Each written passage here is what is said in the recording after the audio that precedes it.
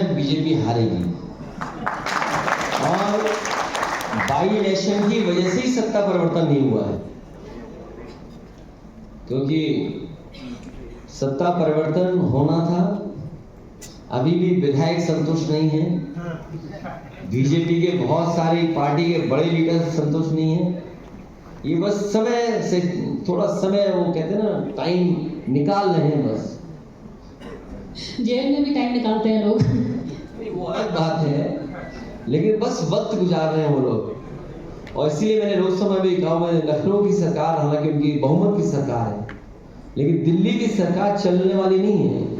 एक न एक दिन गिरने वाली सरकार बनेगी, आप देखिएगा गिरेगी सरकार। आपने लखनऊ के लिए तो एक मॉनसून ऑफर दे दिया, दिल्ली के लिए कोई विंटर ऑफर है? नहीं, लखनऊ के लिए ऑफर दे सकता हूं मैं। हमारे पास संख्या इतनी है कि अगर कोई आना चाहे और सरकार बना करके खुद कुछ बनना चाहे तो उसके लिए ऑफर खुला है।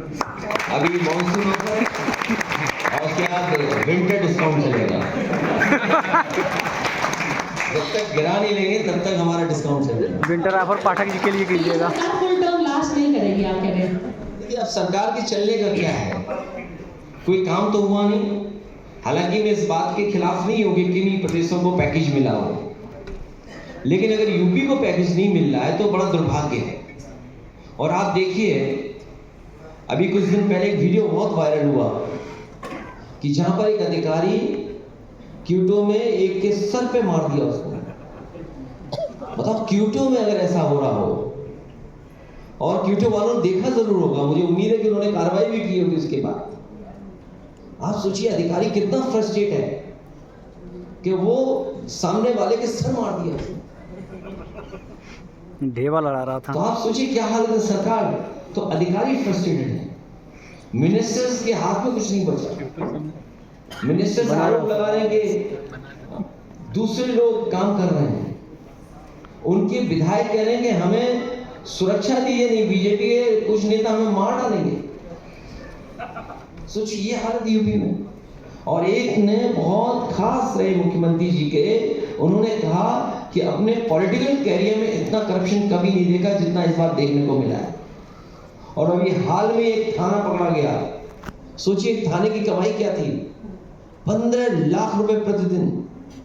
कोई भी अच्छा व्यापार कर ले आप, शायद इतनी कमाई नहीं होगी, लेकिन थाने के उत्तर प्रदेश में वो कमाई थी। और मैं नहीं कह रहा हूं ये बात, एक आईपीएस और उस इलाके के वरिष्ठ अधिकारियों ने पकड़ा और पूरा थाना सस्पेंड हो गया।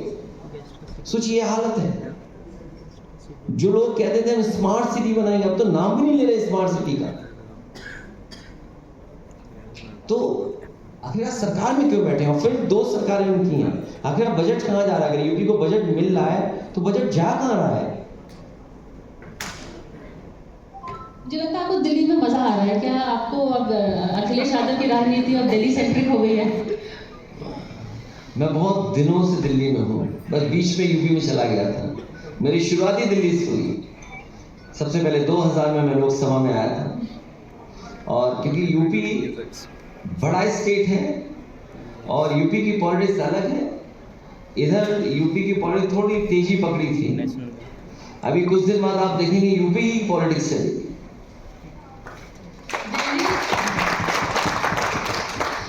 दिल्ली, लखनऊ या सैफई, इन तीनों में से सबसे फेवरेट कौन सा है आपका? अब तो एक्सप्रेस वे तीनों जगह आरामी है। एक्सप्रेस की बात नहीं होगी। एक्सप्रेस वे मतलब शहरों को अच्छी तरह जोड़ दिया। और सच्चाई तो ये है कि जो डिजाइन और जो स्पेसिफिकेशंस या जो टेक्निकल चीजें समाजवादियों ने अपने एक्सप्रेस वे बनाई, बाद में एनएचआई ने वो फॉलो किया। आप देखते होंगे पहले एनएचआई में सब टोल 50 किलोमीटर पर हुआ करते थे। ये पहली उत्तर प्रदेश की डिजाइन थी एक्सप्रेसवे की जिसमें सब टोल नीचे हो गए। और उसके बाद आप देखेंगे नई डिजाइन में जो एक्सप्रेसवे एनएचआई बना रहा है वो सब के सब टोल नीचे लेके जा रहा है। तो कम से कम उत्तर प्रदेश ने देश के बड़े बड़े विभागों को दिशा दिखाई। और याद कीजिए वो समय जब प्रधानमंत्री जी सड़क पर उतरे थे, वो हरकुलिस का विमान इसीलिए उतर पाया था क्योंकि समाजवादियों ने वो एक्सप्रेसवे बनाया था। और उस डिजाइन का पार्ट ये था कि इमरजेंसी में अगर कोई एयरक्राफ्ट उतरना चाहे एयरफोर्स का तो वो भी यूज कर सकेगा। और बीजेपी ने कोई दूसरा एक्सप्रेस वे नहीं बनाया जहां पर ऐसा हवाई जहाज उतर जाए, वो केवल समाजवादी की देन थी। चलिए, आपने बीजेपी को भी ऑन ग्राउंड कर दिया, पर एक्चुअली काफ़ी लोगों को पता मालूम है या नहीं, पर Akhilesh Yadav is also environmental engineer और एक्सप्रेसवे में उन्होंने काफ़ी डिज़ाइन में दिलचस्पी दिखाई थी। He was actually on the drawing board on the expressway. I think her turn और हर मोड के बारे में आपको मालूम है, एक्सप्रेसवे के बारे में। वो इसलिए आसान हुआ क्योंकि जिस अलाइनमेंट से वो सड़क जा रही थी वो हमारे क्षेत्र रहे हैं, उसकी वजह से भी, और क्योंकि कम समय में बनाना था। शायद देश ने 21 महीने में 323 किलोमीटर का एक्सप्रेस वे कभी नहीं बनाया होगा जो उत्तर प्रदेश की समाजवादी सरकार ने बनाया। 6 लेन एक्सपेंडेड टू 8 लेन।